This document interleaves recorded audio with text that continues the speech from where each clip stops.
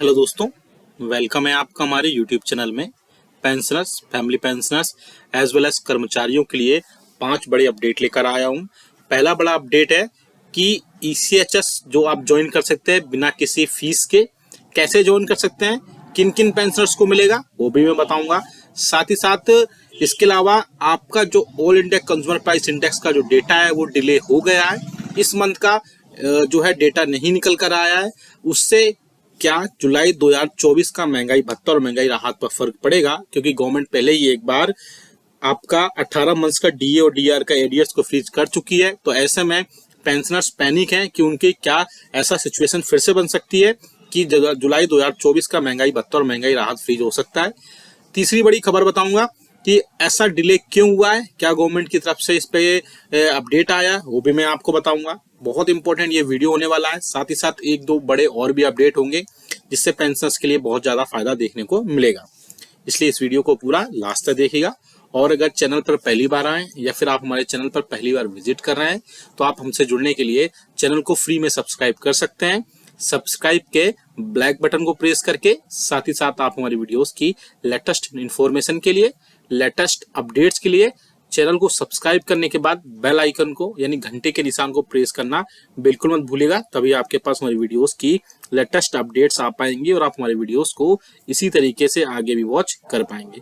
आप हमारे चैनल पर pensioners, family pensioners as well as कर्मचारियों के वेलफेयर से रिलेटेड नोटिफिकेशंस, सर्कुलर्स और इंफॉर्मेशन अपडेट्स देते हैं। साथ ही साथ जो पेंशनर्स कमेंट्स करते हैं उनकी प्रॉब्लम को लेकर के उनका भी समाधान या समस्या की जाती है। साथ ही साथ उनको इन सब के बेनिफिट से रिलेटेड क्या अपडेट्स करने हैं, क्या कार्रवाई करनी है, वो भी अपने चैनल पर बताते हैं। चलिए पहली बड़ी खबर की तरफ लेकर चलते हैं कि ईसीएचएस ज्वाइन आप कर सकते हैं फिर से, लेकिन उसके लिए किन किन पेंशनर्स को लिए एक एलिजिबिलिटी दी गई है। तो आपको पता है ईसीएचएस ज्वाइन करने के लिए काफी पैसे देने पड़ते हैं और अब जो है इन पेंशनर्स के लिए ईसीएचएस फिर से फ्री में कर सकते हैं। यानी कि ऐसे पेंशनर्स जो वॉर डिसेबल्ड हैं या फिर वॉर विडोज हैं या फिर इसके अलावा उनके जो है डिपेंडेंट हैं, उनके फैमिली मेंबर्स, वो सब ईसीएचएस ज्वाइन कर सकते हैं।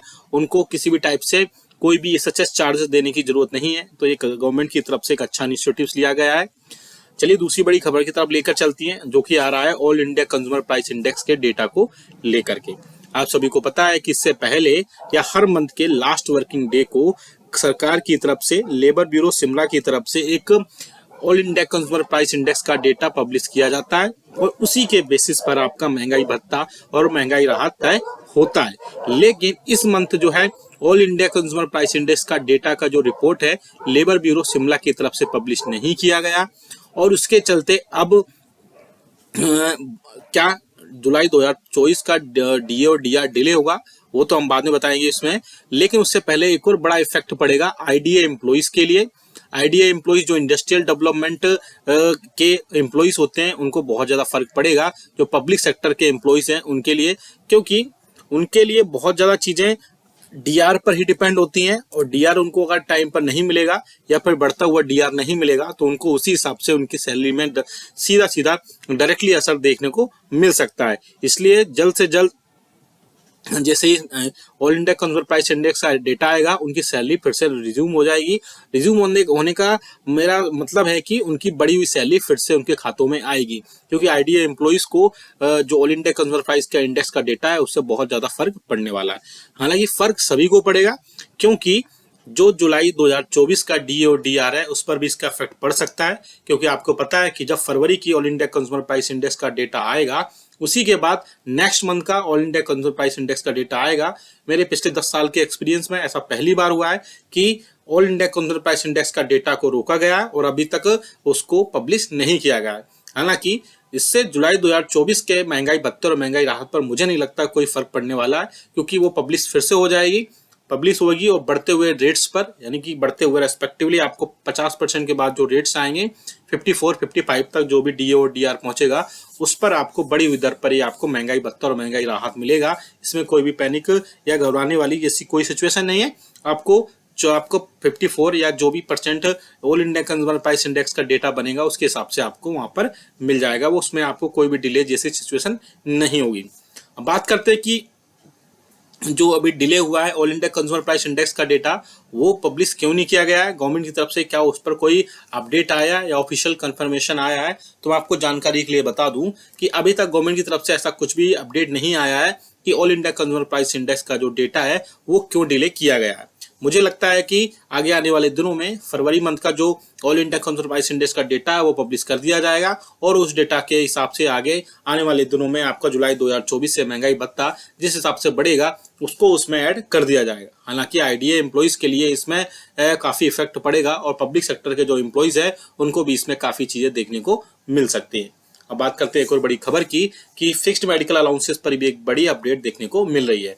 आपको जानकारी के लिए बता दूं कि फिक्स्ड मेडिकल अलाउंसेस ऐसे पेंशनर्स को दिया जाता है जो कि नॉन सीजीएचएस एरियाज में रहते हैं, मतलब कि जहां पर सीजीएचएस के हॉस्पिटल्स, डिस्पेंसरीज, वेलनेस सेंटर्स या उनकी यूनिट्स नहीं है, वहां पर ऐसे पेंशनर्स को 1000 रुपए फिक्स्ड मेडिकल अलाउंसेस के रूप में उनको मिलते हैं। और अब जो खबर आ रही है वो बहुत ही अच्छी खबर है कि जानकारी के मुताबिक ministry of health and family welfare की तरफ से जल्द पेंशनर्स को जो नॉन सीजीएचएस एरियाज में रहते हैं उनको इसमें फिक्स्ड मेडिकल अलाउंसेस में यानी चिकित्सा मेडिकल भत्ता में बढ़ोतरी देखने को मिल सकती है, क्योंकि इससे पहले कई सारी मीटिंग्स हुई और कैबिनेट की मीटिंग्स हुई जिसमें पेंशनर्स और फैमिली पेंशनर्स के एसोसिएशंस रहे, फेडरेशंस रहे, जिन्होंने सरकार से लगातार इसके रिगार्डिंग बातचीत की है कि सरकार कर्मचारियों, पेंशनर्स और फैमिली पेंशनर्स का जो फिक्स्ड मेडिकल अलाउंसेस है उसमें बढ़ोतरी करे। और जैसे ही इसमें बढ़ोतरी होगी, मुझे लगता है इसमें 2000 रुपए तक बढ़ोतरी हो सकती है, क्योंकि पेंशनर्स की एसोसिएशंस ने और इवन पेंशनर्स भी फिक्स्ड मेडिकल अलाउंसेस को बढ़ोतरी को लेकर के लगातार सरकार से